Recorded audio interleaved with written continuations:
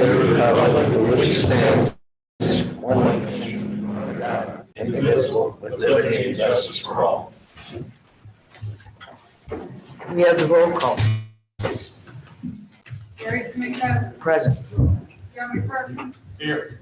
Andrew Blanchard. Here. Dusty Guidry. Here. Bill Hogan, Here. Allison Sari is absent. Madam Chair, there are 5 commissioners in attendance, and we have 4 Secretary Monse is also present. Thank you. Mr. Banks, do we have something to discuss with regarding?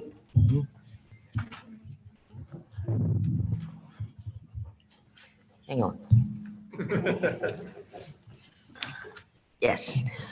The adoption of the February 4th, 2021 commission meetings. Do I have a motion? Motion. Who was that? Andrew. Commissioner Blanchard, Commissioner Guidry seconded. All in favor? Aye. Aye. Any opposed? Motion carries. Mr. Banks, something regarding the agenda? Yes, ma'am, Madam Chair, thank you. I appreciate it. I would like to add, or I would like to request that the commission amend the agenda to add an item, and that's an item to deal with Poverty Point Reservoir commercial netting season. We've had a request from the local legislator on behalf of his constituents to, just like you all did last year, have that season extend all the way through the end of March. So we're requesting that you all add an agenda item to receive and consider a declaration of emergency to reopen the commercial netting season in Poverty Point Reservoir. And I'll handle that presentation if it's added. Thank you. All right, do I have a motion? I'll make that motion. It's, we have a motion by Commissioner McPherson, second by Commissioner Guidry. All in, that requires a unanimous vote. All in favor? Aye. Any opposed? Thank you. The item is successfully added to the agenda. You want to put that where on the agenda? It's fine to go last. It'll be very quick. Okay, It can go last. thank you, Mr. Banks. Thank you. Special announcements, personal privilege. Madam Chairman, Yes, Mr. Secretary? I'd like to give the commission a little information on 2 grants that we just received. One of our people that work here, Renee LeBreton, with my public relations officer, applied for 2 grants, and we received a grant for $50,000 to help us increase our female hunters and recruiting of female hunters in the state. And the second grant is for $22,000, and that's going to focus on retaining the new and reactivated COVID-19 anglers that we had an increase on during last year's COVID event.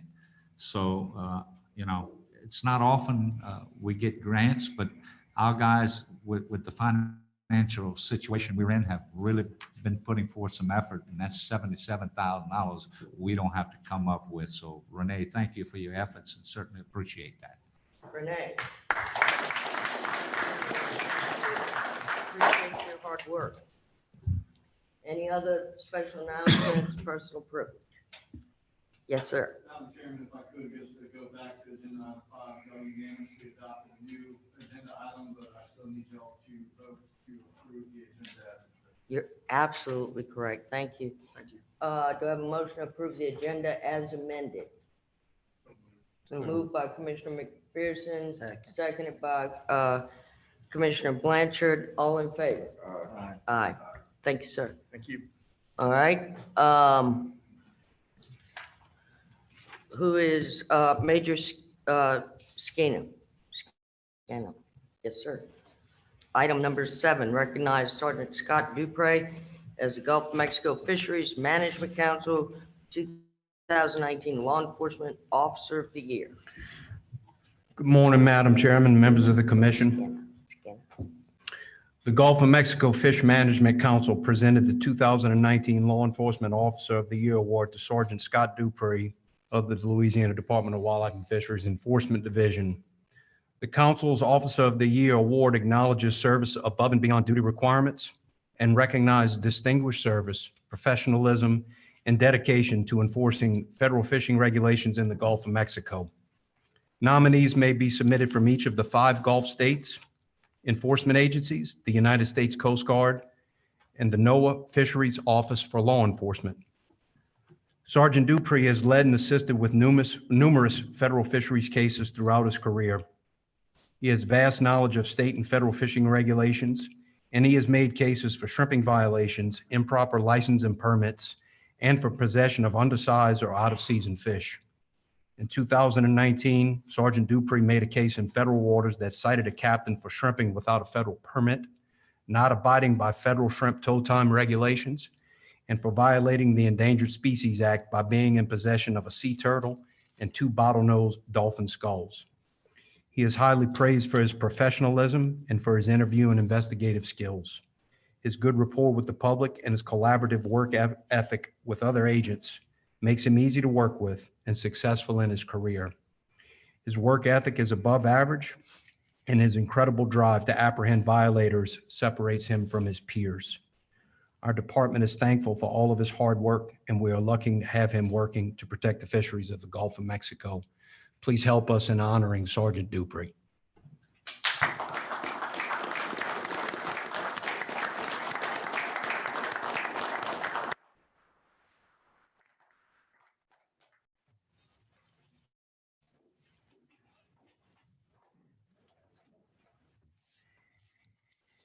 And the enforcement report, please. Yes, ma'am. For the month of February, we had 1 boating incident and 1 fatality, 579 written citations, 170 written warnings, and 37 public assists. I also have a brief synopsis of some cases that were made last month that are in your folders. A Downsville man was arrested in Ouachita Parish for hunting deer during a closed season in possession of a firearm by a convicted felon. An agent received a complaint about a subject illegally hunting in a small parcel of woods in Revelation Park in West Monroe. The agent located the subject, who was hunting deer with a rifle, light, and thermal vision, and determined that he was a convicted felon and not allowed to possess a firearm. The subject was booked into the Ouachita Parish Jail.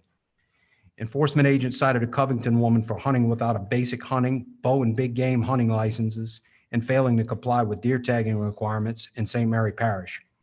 Agents received the complaint that the subject harvested a 12-point deer with a crossbow without the required license. During the investigation, agents interviewed the subject, who admitted to not having the required license when she harvested the deer. In addition to the criminal fines and possible incarceration, the subject faces civil restitution totaling $2,033 for the replacement value of the illegally taken deer. A joint investigation between the Department of Wildlife and Fisheries Law Enforcement Division and the U.S. Fish and Wildlife Service has resulted in numerous commercial oyster fishing federal violations, and indictments were handed down by the grand jury. Enforcement agents and U.S. Fish and Wildlife agents conducted surveillance on ports in and around Calcasieu Lake looking for commercial oyster violations. From March 1st to May 15th, 2019, agents observed multiple commercial oyster violations, including falsifying records, over the limit of oysters, violating oyster tagging requirements, failing to report oysters as required, harvesting oysters during illegal hours, failing to refrigerate oysters with the required time, failing to possess a Calcasieu Lake harvest permit, harvesting oysters in a closed area, and Lacey Act violations. The commercial buyer purchased the illegally harvested oysters at a Cameron location and transported them to another facility in San Leon, Texas, which constitutes federal Lacey Act violations. This case is currently pending prosecution. Ma'am, this concludes the enforcement report. Thank you. Any questions? All right. Item number 9, receive public comments, consider amendments for notice of intent, rule changes in wild quadrupeds, wild bird rules and regulations, including general and wildlife management area hunting rules and regulations, general and WMA turkey hunting regulations, resident game hunting season date adjustments for 21-22 and 22-23, and migratory bird season adjustments for 21 and 22. Our biologist director, Mr. Tuma. Good morning, Madam Chair, members of the Good commission. morning. I promise my presentation will be shorter than the title. I'm here today to present the summary of public comment that we've received so far since the January 7th commission meeting. And also, I will ask you to consider an amendment, a potpourri amendment after the public comment. So to date, as of 8:20 this morning, we have received 16 comments relative to the proposed changes. That's email and through the Zoom chat window. We've also received 59 comments, just general comments, not related on existing regulations, but not related to the changes that we proposed in January. And I've received those through email, phone, letter, and the Zoom chat window. We held a virtual meeting on February 24th at 6:30. In the past, you know that we generally go to the 6 major metropolitan areas of the state minus Baton Rouge, since we have this meeting every month. And we generally add another meeting at some point. And we go throughout the state and we take a bunch of employees and we present the proposed changes and go over the CEDAS dates and adjustments. This year, because of COVID, we did it virtually. You see, we had 184 unique registrants, 69 folks attended the meeting, and 17 wildlife and fisheries employees were on that meeting also. That basically works out, 69 is kind of on the low end when we have our public meetings. It's somewhere between 50 and 100 throughout the year. So almost the same number of persons statewide attended the virtual meeting as we do the actual in-person meetings. Obviously, we have probably 10 LWF employees at every meeting. So it was pretty easy for the staff to be at that one meeting. During that meeting, we asked them to send us any comments through email, through the comments, the Wildlife and Fisheries Commission, their comments mailbox, my email, or if they post them in the chat window, we would post all the questions we receive and answer them. And you have that in your packet where we provided that information. So public comments related to proposed NII. You see, it's been pretty light this year. West Zone waterfowl season, we received 5 comments, and they generally range. They range from, I think half the people want an earlier season, half the people want a later season. So it's kind of split, but nothing too contentious and not a lot of comment at all. General comments received, just as a summary for the folks that will look at it, it's all over the place. They may ask about Salvinia and the Beth Green tree.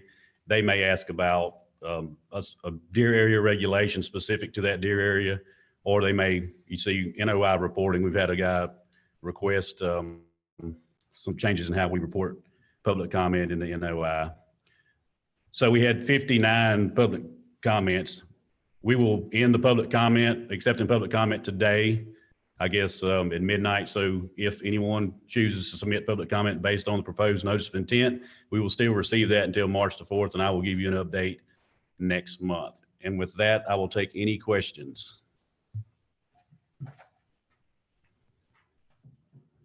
There being none, thank you.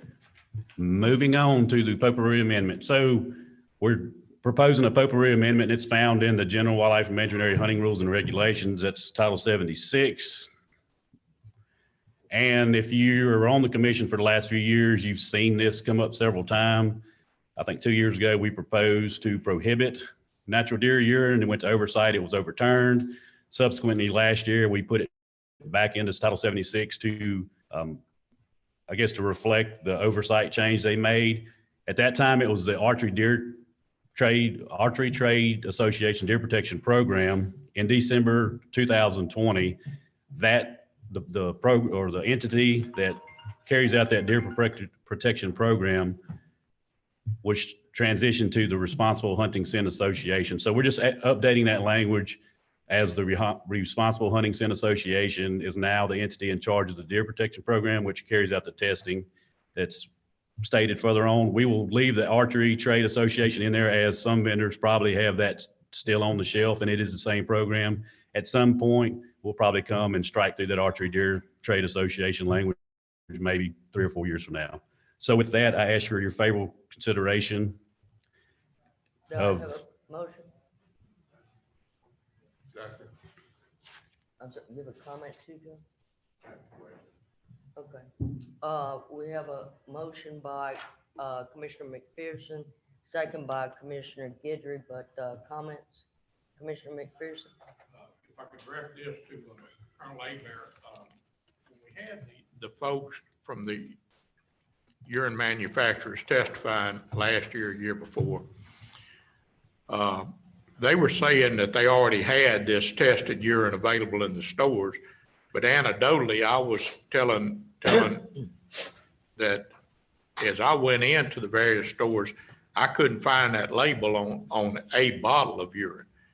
I don't know if the enforcement agents have a reason to go in the sporting goods stores in the fall when this first comes out, late summer, early fall, but I wish we could do some random audits, assuming that it's all going to be tested, that it's all going to be as represented, but I'd at least like for us to have an informal survey to know that you could report back that was correct. Yeah, I can check into that, Mr. Pearson. We'll see if we can do that. I'm not sure if we have any regulatory power over somebody, what they sell in their stores.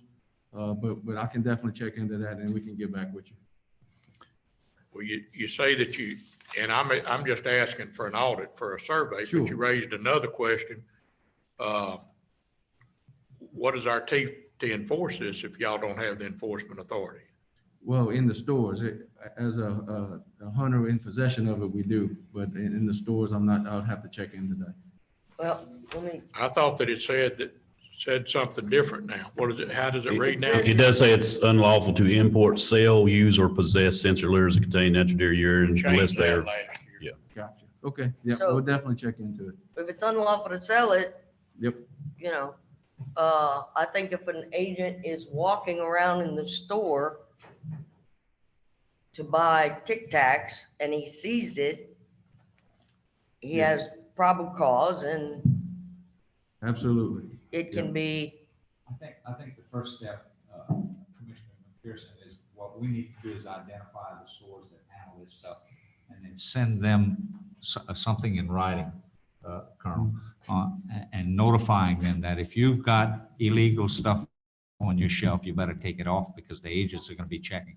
That way we don't come in there cold turkey and cause a big Yeah, ruckus. I agree with you 100%. Last year and the year before, there was so much confusion over it. And they thought they were complying, Yeah. but by what my eyes saw, they weren't.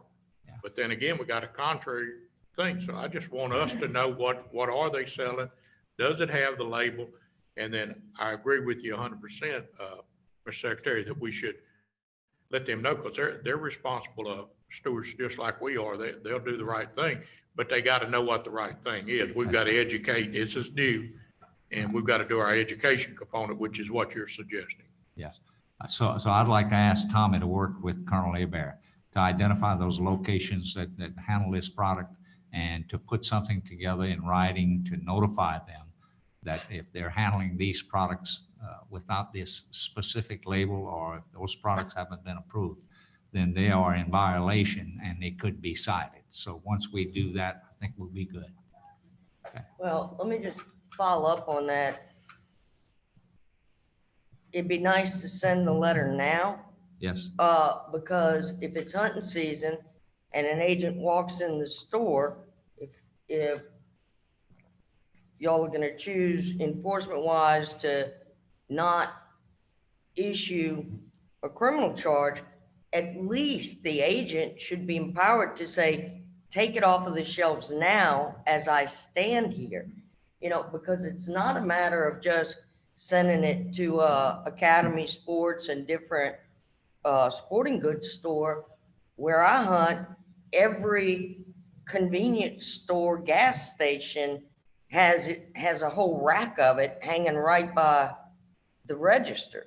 So there are a lot of, you're not possibly gonna get letters out to every store that handles this stuff. And in my experience, the ones at the convenience stores and the gas stations don't carry a label. Commissioner We McPherson? can do some PR stuff on our website and also we can, get the word out to where these mom and pops places are gonna also get the word.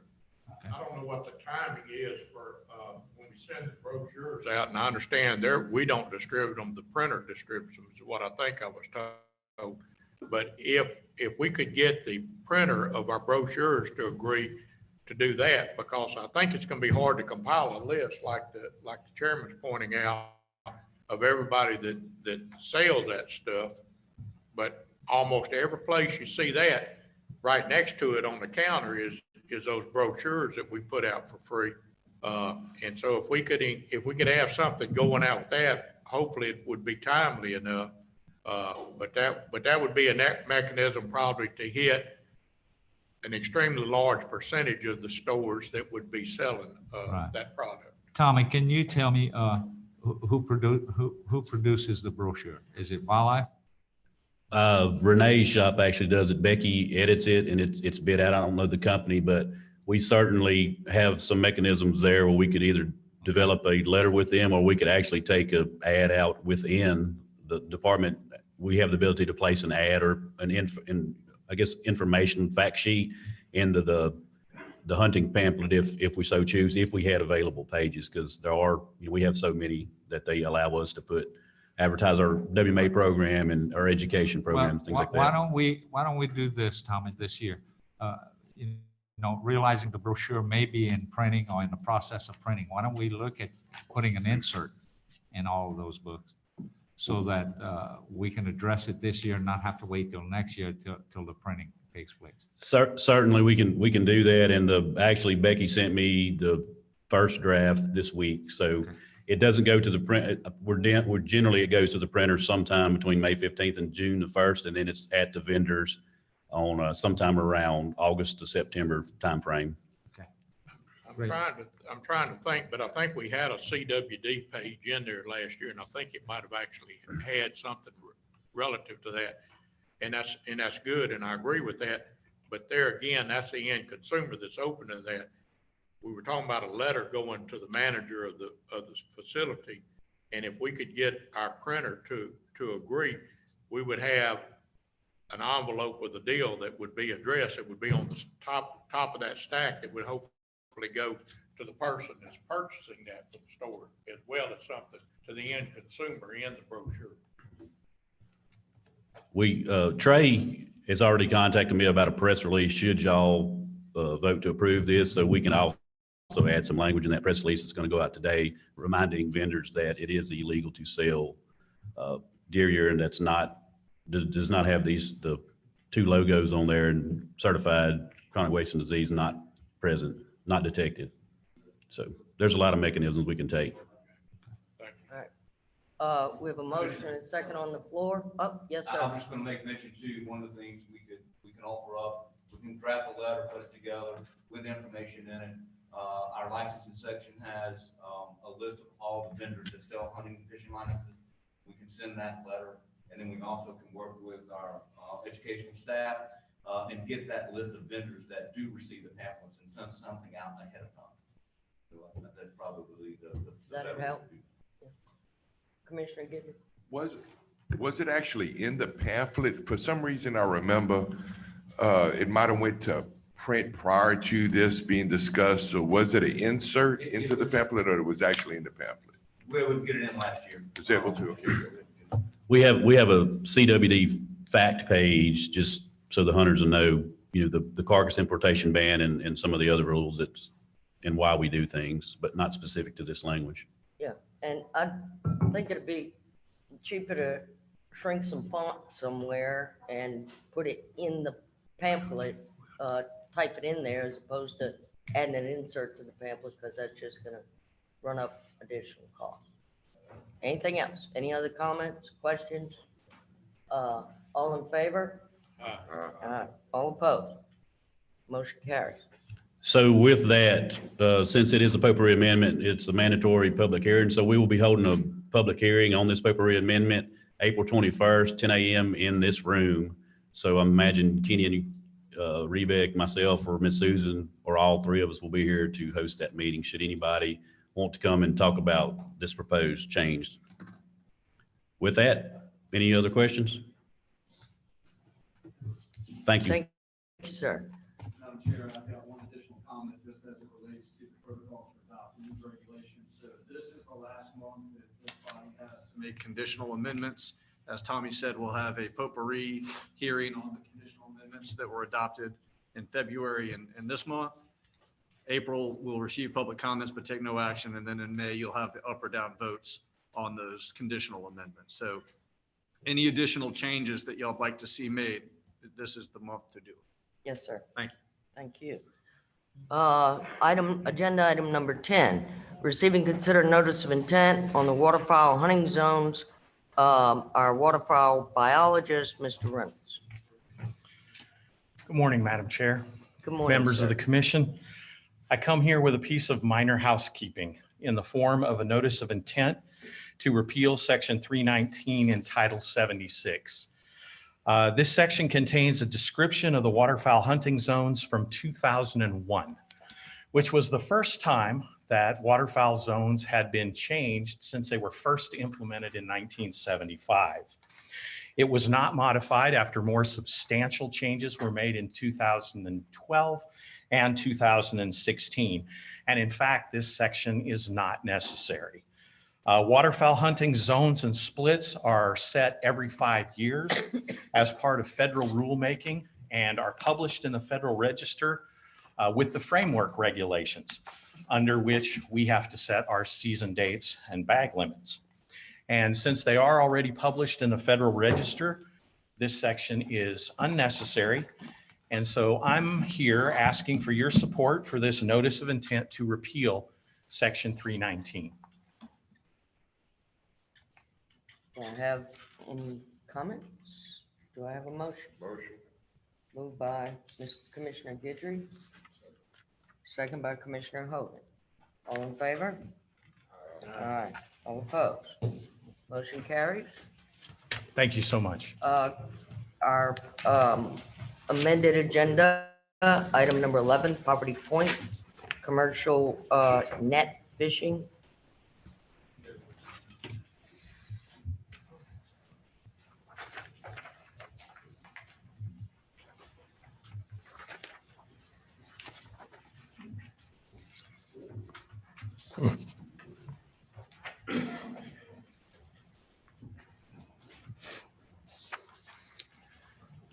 I'm not getting it.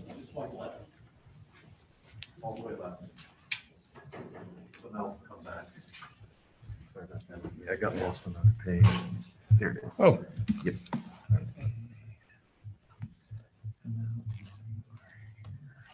There we go. And then I guess you want to just go ahead and read? Yeah, thank you. All right. Sorry about that. Thank you, Madam Chair, members of the commission. I appreciate you all adding this agenda item for us. If you may recall, last year we came to you during the February meeting and asked for this same type of an extension of a season. During last year, we got the request in during January, and so we had enough time to bring it to you before the season closed. This time, the request didn't come to us until just a couple of days ago.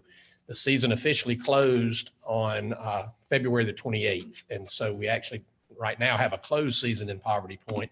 What we're asking for with this declaration of emergency is to reopen the season effective tomorrow morning and have it run just like it did last year through the end of March.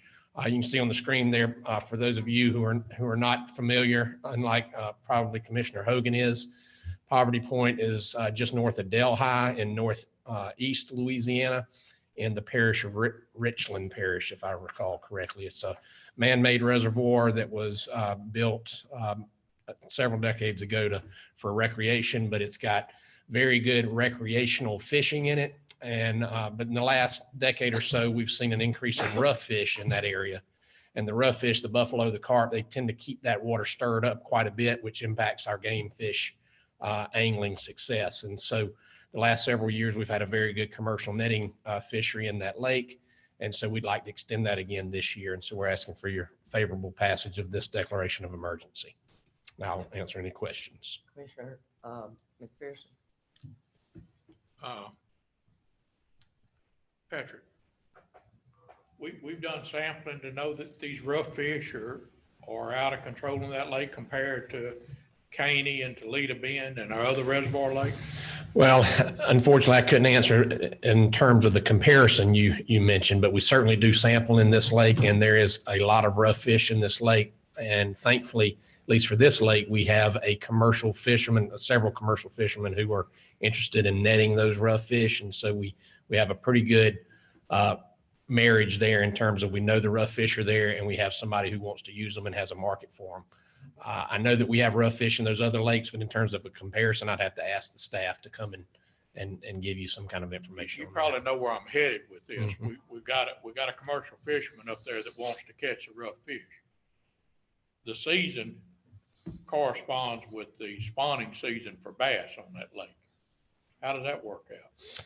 Well, that's a very good question as well. And one thing I don't have on this map are the particular areas where this commercial netting season is allowed.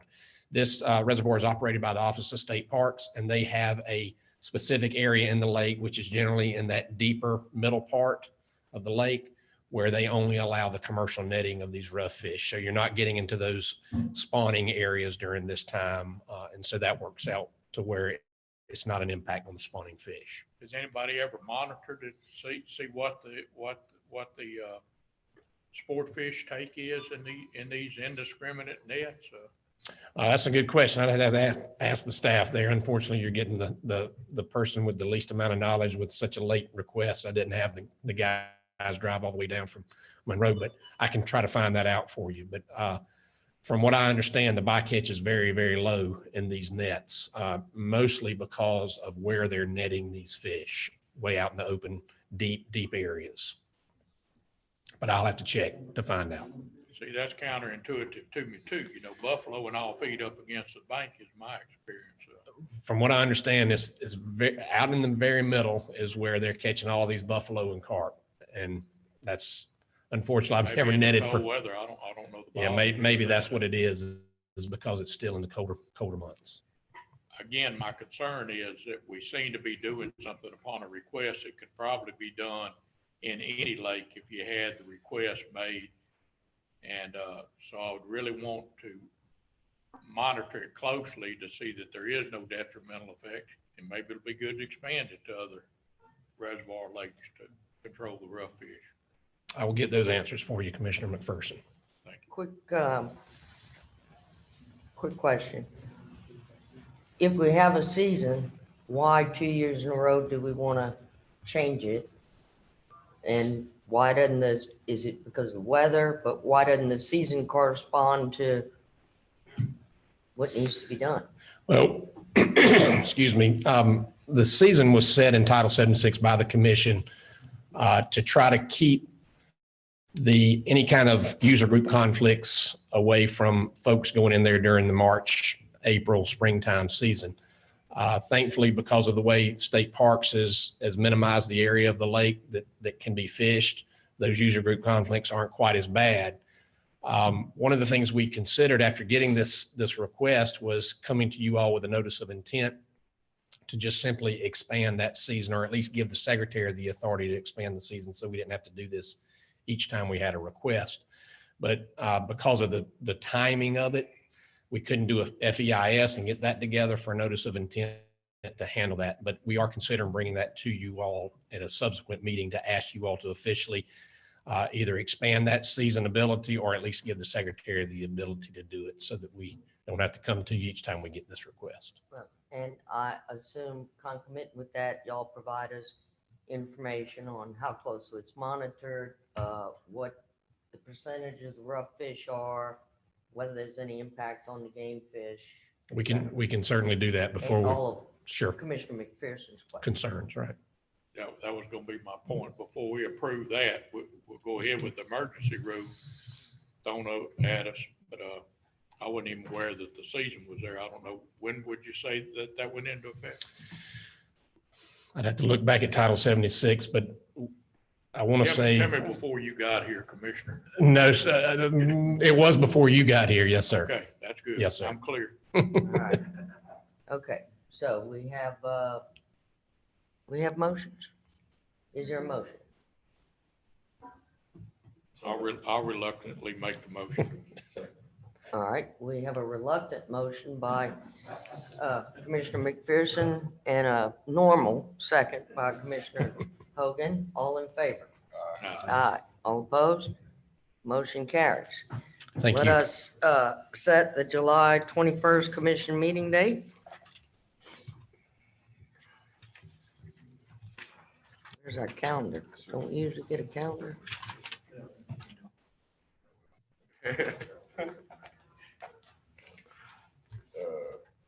July 1st or? Yeah. Commissioner Guidry, moves for July 1st. Do I have a second? I'll second. We have a second by Commissioner Blanchard. All in favor? Okay. I have a question. Madam Yes, Chair. sir. Is there a reason, is there something that says that we'll set these monthly? Is there a reason we set these As opposed to set them at the first at the of the year? beginning of the year? No, sir, there's no particular reason other than that's just been historic practice. I don't think there's anything preventing y'all from setting it in January for the year. Well, and I think it gives us opportunity, like if Thursday, the first Thursday would have been the 4th, we can wiggle around that. Another thing is, we used to move the meetings around some, which I'd like to continue to do, and that gave us an opportunity to talk about that and do that. But anything else? No, it's just from a planning standpoint. Some of us have schedules that we Right, need to do long-range planning. right. I And, mean, and but you can, and to your point, I agree with it, but you can always change that at any time. Sure. by a simple motion. But I put on my calendar just first Thursday of every month, because that's generally. And when I we guess do that's it. what I'm suggesting. Why don't we do that? And then at any point in time, by a simple motion, you could change that. Okay, And change the location. If that's how y'all would like to proceed, I'll work on adopting that and we can move forward with it. Just let us look at it, please. Okay, yes, Yeah. sir. all right, thank you. Any public comments? Call for public comments once, call for public comments twice. This is going to be a record. Call for public comments third, and we have a motion adjourned. Bam. Second, and we're adjourned.